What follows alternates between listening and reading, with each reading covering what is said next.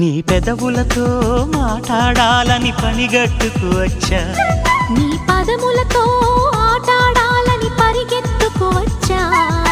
సరి సరి పద మరి జతపడి తదుపరి సబ్జెక్ట్ ఇది అని చర్చిద్దాం,